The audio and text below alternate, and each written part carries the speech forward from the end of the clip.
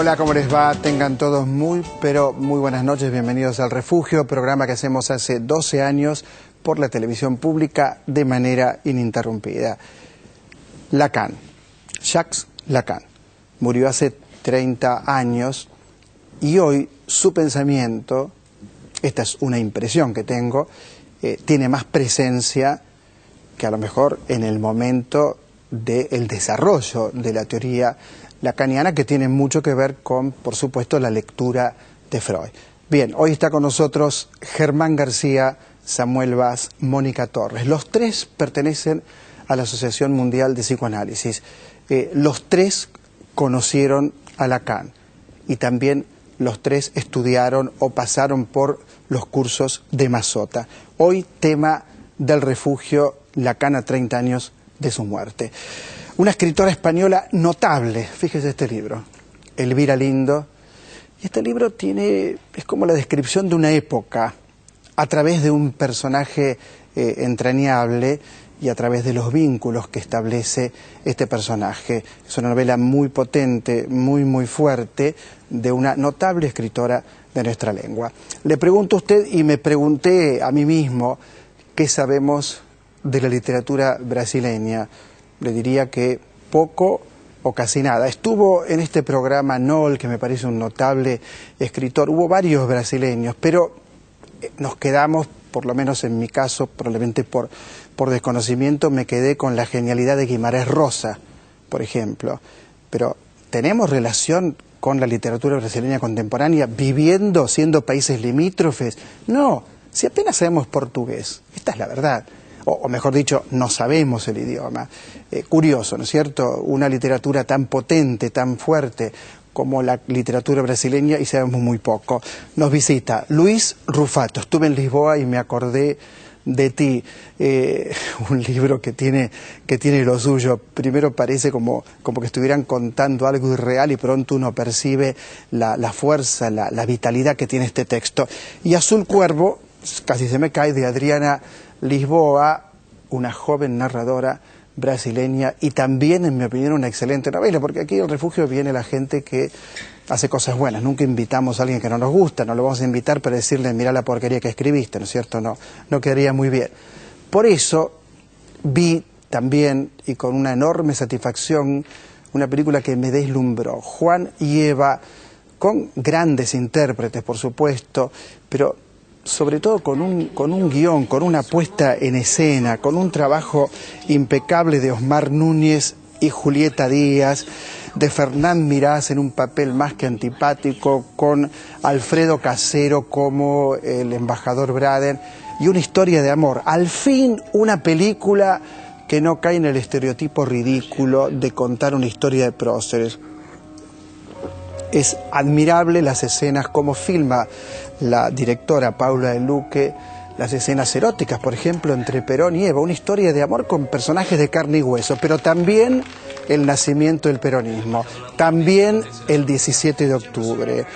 Probablemente sea la mejor película que se ha hecho sobre Perón. Y por supuesto el elenco está aquí con nosotros en el Refugio. Pero ya mismo voy a saludar a los amigos, bueno, no sé si les gustará, les dicen amigos lacanianos, a lo mejor ustedes dicen, ¿cómo nos llaman amigos lacanianos? Mónica Torres, Alfredo Vaz, Germán García o Germán, Samuel, Mónica. ¿Cómo andan? ¿Bien? Bien, muy bien, gracias. ¿Conocieron a Lacan? Sí. ¿Cómo lo conociste? En el año 76 fui a París y pasé por la escuela ahí, y Simató se llamaba el secretario de la escuela, me preguntó si quería verlo a Lacan. Sí, dije yo, ¿qué iba a decir? Sí, ya que estamos. Claro, y entonces estuve en la entrevista, así, ¿no? ¿Y qué impresión te dio Lacan? Bueno, me intimidó. ¿Te intimidó? Primero me intimidó y después me dio una expresión, digamos, me fue un poco extraña. En el año 76 Lacan tenía 75 años ya. Y la sala llena de gente, el movimiento de eso, estuve ahí esperando, era bastante raro para mí. Pero después era una persona que te sentías como recibido, todo eso que uno tenía en la cabeza, de lo intempestivo que era Lacan, seguramente lo era, pero no lo fue conmigo, por suerte. Así ¿Y en tu caso, Samuel, cómo fue el encuentro con Lacan? Yo lo conocí a él en el consultorio de él, en el año 79, en febrero la del Rue de Lille 79. número 5. Exactamente, sí. Le llevé un par de libros donde había escrito algunos artículos y una revista de una asociación de profesionales, y me recibió gracias a que él no me conocía, gracias a que la secretaria de él era una española que tenía muy buena relación con los que hablaban español. Y efectivamente, bueno, era raro encontrarse con alguien que ya había intervenido de una manera muy fuerte en el psicoanálisis, y él lo había recibido Mazzotta, conocía lo que pasaba en la Argentina con el psicoanálisis, preguntó también qué pasaba con los psicoanalistas en la época de la dictadura, estaba muy al día, era un hombre en esa época de 79 años. Después lo vi a Lacan en Caracas el año siguiente, pero fue notable como él se interesó por los psicoanalistas argentinos en ese momento, y además era impresionante porque ya Lacan, a partir de lo que Mazzotta nos había transmitido y por Mazzotta mismo, no solamente cambió el psicoanálisis, a toda una generación le cambió la vida. Le cambió la cabeza. Mónica Torres, ¿cuál es la operación de Mazzotta sobre Lacan y cuál es la operación, brevemente quizás, ¿no?, de Lacan sobre Freud? Porque uno dice, Lacan, ¿qué hace Lacan? Lee a Freud. Bien, la operación de Mazzotta sobre Lacan. Yo conocí a Lacan a través de Mazzotta. Tuve la suerte de conocer a Mazzotta muy joven, a mis 18 años, y esto quiere decir que siempre fui lacaniana, no es que antes estuve en ninguna otra corriente. La operación que hace Mazzotta de introducir el pensamiento lacaniano en la Argentina es una operación formidable, verdaderamente era completamente desconocido, trabajábamos con los escritos, no teníamos los seminarios, y bueno, a partir de ahí, como Samuel decía, es un antes y un después, la vida cambió. Por otra parte, Mazzotta fue, una vez lo dijo Miller, un introductor de Lacan en lengua castellana. Lo hizo en la Argentina, lo hizo en España, donde también estuve. Pero la pregunta que quiero hacer parece ridícula. ¿Freud cambió con Lacan? Ya sé que conozco cuándo nació y cuándo murió, pero digo, ¿cambió Freud con Lacan? ¿Es otro Freud? Es el texto de Borges, Kafka y sus precursores. Claro. Es decir, Lacan logró convertir a Freud en un precursor de Lacan. Incluso solía decir así irónicamente su curso, en esto Freud es muy lacaniano, tal o cual cosa que decía Freud. Pero cuando le preguntaban a Lacan lo que decía, decía, yo soy freudiano, claro. Yo no soy lacaniano, yo leo a Freud, es esto. Sí, pero es el retorno a Freud no en un sentido que puede imaginarse casi religioso, etcétera, sino que él decía, bueno, el retorno a Freud es el retorno al sentido de Freud, pero él le cambia el vocabulario, las referencias, en fin, lo transfigura. ¿Puede ser cierto, Samuel, Mónica, Germán, que hoy el pensamiento lacaniano tenga todavía más fuerza que cuando muere Lacan en el año 81, creo que muere? Yo pienso que sí, por lo menos en extensión, y por su repercusión social y por cómo es considerado en términos de las consecuencias de la enseñanza de Lacan. Además, para nosotros, para los tres creo, hay alguien que trabaja mucho en el sentido de sostener una enseñanza en la actualidad que actualiza permanentemente también el valor de Lacan y sus consecuencias en la clínica y en la teoría psicoanalítica, que es Miller. Es decir, que hay para nosotros un fenómeno muy interesante porque la vigencia de Lacan es renovada, se puede decir, semana a semana, día a día. Le cuento a quien está mirando televisión, Jacques Alain Miller es el yerno de Lacan, pero sobre todo es un intelectual muy poderoso que ha cuidado y que es quien edita o quien maneja todo el legado teórico de Lacan, Jacques Alain Miller. ¿Es así, Mónica? ¿Me equivoco en algo? Sí, sí, absolutamente. Yo estoy completamente de acuerdo en que la vigencia del pensamiento de Lacan es absoluta, de manera tal que aún hoy nos interroga, nos hace pensar, y es posible pensar cosas absolutamente de la actualidad que Lacan no vivió con los conceptos de Lacan. Es decir, que hay una vigencia absoluta de Lacan y, por supuesto, en eso ha contribuido Miller porque él ha establecido sus seminarios. O sea que hubo 30 años de seminarios de Lacan y luego 30 años de establecimiento de los seminarios. Ahora, yo tengo la sensación de, corríjame si me equivoco, que Lacan va más allá de lo estrictamente psicoanalítico. Tengo la sensación de que atraviesa la cultura. Yo sufro mucho con Lacan porque de 100 páginas que leo logro entender 2 y eso con mucha suerte. Ahora esas 2 que entendí me resultan verdaderamente extraordinarias y me parece que ahí hay un pensamiento filosófico de una enorme hondura. ¿Cómo lo ven ustedes? Sí, a mí me parece que más bien Lacan cambia o amplía, si queremos decir, el concepto de clínica, en tanto la idea de individuo no tiene ninguna razón de ser en Lacan. Se trata de un sujeto, y un sujeto no es algo que concluye en su cuerpo, etcétera, es algo que está metido en una cierta trama. Entonces, es una idea, me parece, a contrapelo de la psicología, ¿no? Entonces, esas discusiones que hay en la psicología, de que es el individuo, que es la sociedad, en Lacan no son pertinentes. Y bueno, si fuéramos otra cosa, todo el uso de la topología está hecha para eso, está hecho para poder disolver esa especie de conceptualidades que son heredadas de dualismo, que vienen bíblicos, si querés, ¿no? Y además lo dice Germán García, les cuento, Germán García es un escritor, es un intelectual que ha trabajado mucho también fuera del campo del psicoanálisis, ¿no es cierto, sí, sí. Germán? Samuel, ¿cómo ves esto del pensamiento de Lacan, además de lo psicoanalítico? Bueno, hay en Freud también un antecedente. Por supuesto. Es decir, el psicoanálisis, si efectivamente tiene esa raíz epistemológica, digamos, consecuente con el descubrimiento freudiano, no puede limitarse a la clínica ni puede limitarse a la experiencia interna del psicoanálisis. Efectivamente, ya para Freud la cuestión del sujeto se implicaba en relación a lo social.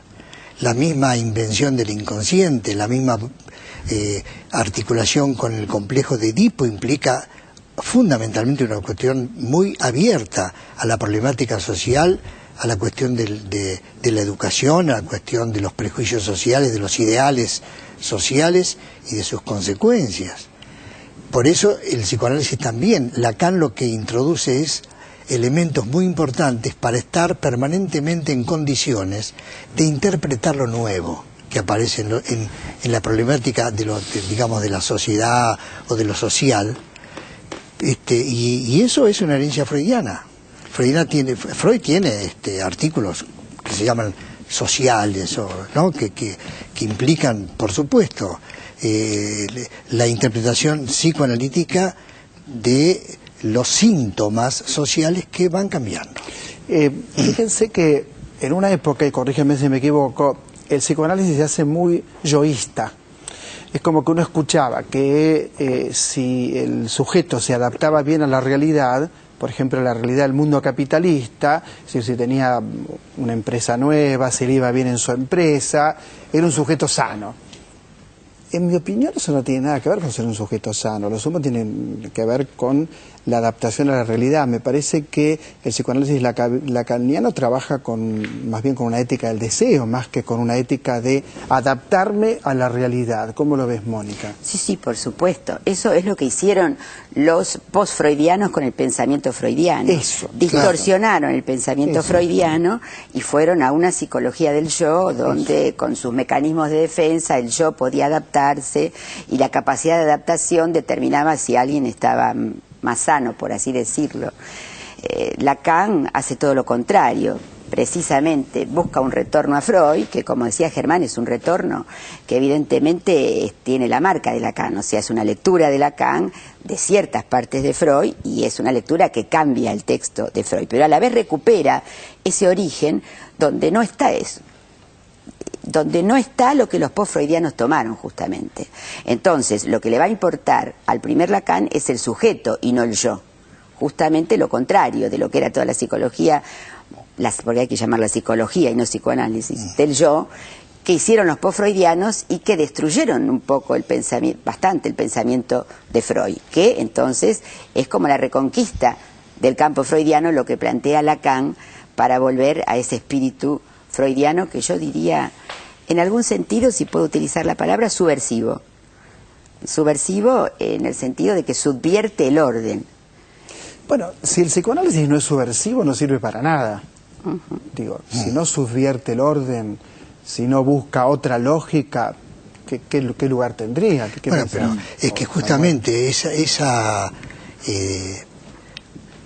precipitación, digamos, en la banalización psicologista del psicoanálisis, digamos, le quitó peso al psicoanálisis.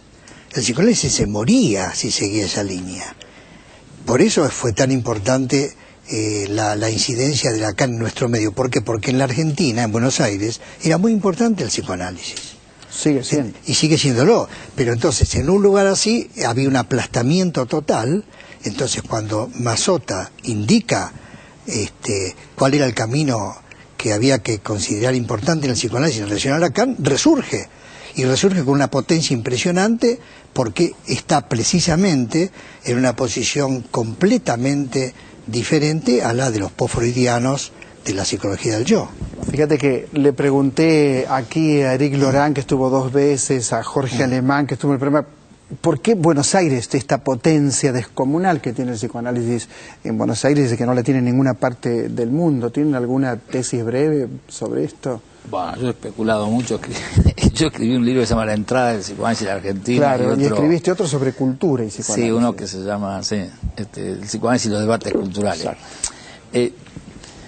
Yo pienso que, digamos, se lo quiero decir de una manera rápida, no es exacta, ¿no? Pero que las grandes ciudades, más la falta de raíces, digamos, en el sentido de tradiciones, hace que los sujetos sean un poco flotantes, digamos, que sus identificaciones no sean muy claras. Yo creo que, si uno se fija, el psicoanálisis en la Argentina recorre el mapa de la distribución de las grandes inmigraciones de fines del 19, comienzo del 20. Es cierto, es cierto. Además, los pioneros eran gente con mucha fuerza, ¿no es cierto? Ángel Garma, Cárcano, Marie Langer, gente con una intención de instalar el psicoanálisis muy potente, sí, ¿lo ves así? Muy jugado, sí. Incluso tenían una implicación muy importante que creo que hay que recuperar en su sentido y que de alguna manera también eso es algo que se puede inferir del trabajo de Lacan. Hay un estilo de vida que uno puede esperar del analista.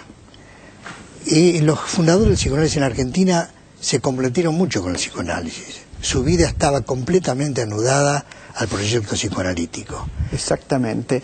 Clínica de la Neurosis, Mónica Torres, contanos, brevemente, ¿qué es esto? Bueno, es un libro que en realidad recopila clases que di en el Instituto Clínico de Buenos Aires, que está al costado de la EOL. Lo más importante de ese libro, que fue un libro de lo que he escrito, lo que más se ha vendido, digamos, es que de alguna manera permite a los lectores entender eso que vos decías. Yo leo una página y me fascina, pero a la vez no la entiendo. Claro. Bueno, me parece que Miller representa la idea de elucidar a Lacan, no repetirlo. Y sus seguidores hacemos lo mismo. Muestro otro libro más, Uniones del mismo sexo, diferencia, invención y sexuación, Mónica Torres, Jorge Faraón y Graciela Schnitzer. Mostramos Odradek, y alguien me explique qué es Odradek. Es un personaje de Kafka que aparece en un texto que se llama... Sí, ese personaje, ¿y qué hace acá? Porque Odradek no sabe qué es exactamente, porque de pronto aparece la estrella de David, de pronto son hilos, de pronto habla... Pero decime el contenido, porque el asistente me hace signos desesperados de que corten. Literatura. Literatura. Es una cosa de literatura y Kafka está ahí como emblema. Germán, como siempre, un placer hablar con vos. Samuel Vaz, como siempre, fascinante escucharte. Mónica Torres, lo mismo, pero muchas gracias. Muchas gracias. Gracias a vos. Psicoanálisis lacaniano, por supuesto, en el refugio a 30 años de la muerte de Lacan. Hay mucho más en la televisión pública, enseguida regresamos.